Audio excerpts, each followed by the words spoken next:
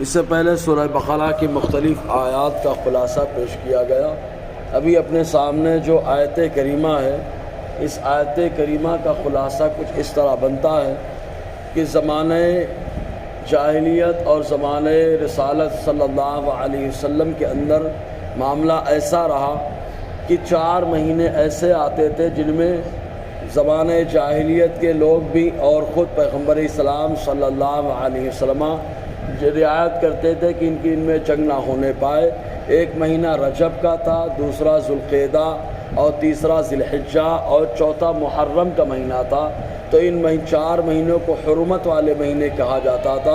ان کے اندر کوئی جنگ نہیں کرتا تھا، اور اگر کوئی جنگ کرتا تھا تو سارے عرب کے لوگ اس کو لعن طعن کرتے تھے، برا بھلا کہا کرتے تھے، اور یہ کہتے تھے کہ جن کی عزت سب کے یہاں مسلم ہے، اس مہینے میں اس نے جھگڑا کیا، اس مہینے میں اس نے جنگ کی ہے، اس طریقے کی باتیں ہوتی رہتی۔ تو جب حضور صلی اللہ علیہ وسلم صحابہ کرام کے ساتھ سن 6 ہجری میں مکہ طیبہ پہنچے اور حضور صلی اللہ علیہ وسلم کو حدیبیہ کے مقام پر روکا گیا، اور معاہدہ یہ ہوا کہ اس سال آپ عمرہ نہیں کر سکتے، آئندہ سال آئیے تو 3 دن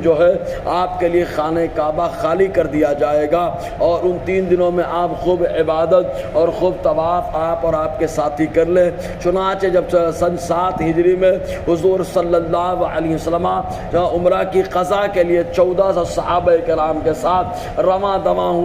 تو حضور صلی اللہ علیہ وسلم کے صحابہ نے حضور سے یہ شکایت کی کہ اللہ کے حبیب صلی اللہ علیہ وسلم ابھی تک تو معاملہ ٹھیک رہا، جب ان لوگوں نے گزشتہ سال ہم کو عمرہ نہیں کرنے دیا تو کیا اس بات کی گارنٹی ہے کہ وہ اپنا وعدہ پورا کریں گے؟ ہو سکتا ہے کہ وہ لوگ اس مہینے میں بھی ہمارے اوپر حملہ کر دے، تو کیا ہم لوگ پلٹ کر جواب دے سکتے ہیں یا نہیں دے سکتے ہیں؟ اللہ تبارک و تعالیٰ نے آیت کریمہ نازل فرمائی اور ارشاد فرمایا کہ اگر یہ معاملہ ہے تو یہ لوگ خود حرمت والے مہینے میں پہل کریں گے۔ جب یہ حرمت والے مہینے میں پہل کریں گے تو اسلام بھی تمہیں اجازت دیتا ہے، ادب کے بدلے میں ادب ہے، اور اگر کوئی ادب نہ کرے حرمت والے مہینے کا تو اس کو اسی انداز میں جواب دینا ہے۔ چنانچہ خود اللہ تعالیٰ ارشاد فرماتا ہے الشہر الحرام بالشہر الحرام، حرمت والا مہینہ حرمت والے مہینے کے عوض ہے، یعنی اگر وہ حرمت کا خیال کرے تو تم خیال کرو،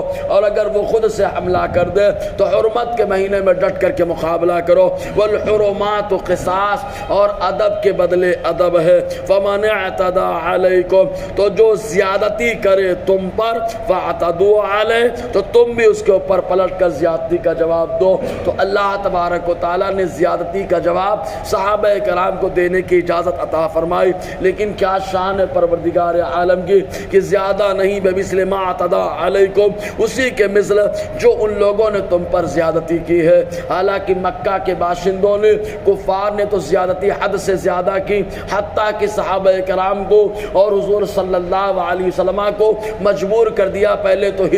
ہجرت کرنے پر، حالانکہ با اختیار مصطفیٰ صحابہ با اختیار ہے، لیکن حالات ایسے بنائے کہ حضور صلی اللہ علیہ وسلم نے ہجرت کرنا پسند کر لیا، لیکن حضور صلی اللہ علیہ وسلم نے فتح مکہ کے موقع پر ایسا معاملہ نہ رکھا، بلکہ حضور صلی اللہ علیہ وسلم نے رعایت رکھی، ورنہ تو اگر چاہتے حضور تو جیسے گستاخوں کو قتل کرنے کا حکم دیا سب کو قتل کرنے کا حکم دے دیتے، لیکن حضور نے فرمایا جو فلاں کے گھر میں ابو سفیان کے گھر میں جائے وہ امان والا ہے، فلاں کے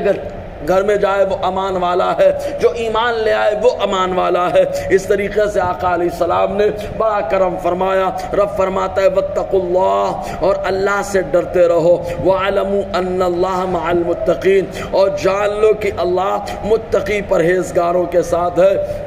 پرہیزگاروں کے ساتھ ہے۔ چنانچہ تفسیر کبیر کے اندر ایک بڑی پیاری حکایت نقل کی گئی ہے، وہ حکایت اس انداز میں ہے کہ حضرت رابعہ بصریہ رحمۃ اللہ علیہ یہ مصروف عبادت فجر کا وقت ہے، عبادت کر رہی ہے، دروازہ ان کے گھر کا کھلا ہوا ہے، چور گھر کے اندر داخل ہوا اور سارے سامان کو سمیٹا اور سمیٹ کر کے بھاگنے لگا۔ جیسے ہی دروازے کی طرف چلا، مڑ کر دیکھتا ہے تو دروازہ بند ہے، پھر اس کے بعد سامان رکھ دیتا ہے، پھر مڑ کر کے دیکھتا ہے دروازہ کھلا نظر آتا ہے، پھر سامان اٹھا کر بھاگنے کی کوشش کرتا ہے، دروازہ بند نظر آتا ہے، 3 بار وہ کوشش کرتا ہے کہ لے کر کے سامان بھاگ جائے، لیکن تینوں بار دروازہ بند ملتا ہے، اور جب جب سامان لگ کر کے پلٹ کر کے دیکھتا ہے دروازہ اس کو کھلا نظر آتا ہے۔ اس کے بعد عاطف غیبی سے آواز آئی کہ جو بندی اور جو بندہ میرا ہو جاتا ہے میں اس کا نگہبان اور محافظ ہو جاتا ہوں۔ تو اس طریقے سے اللہ تعالیٰ خود فرماتا ہے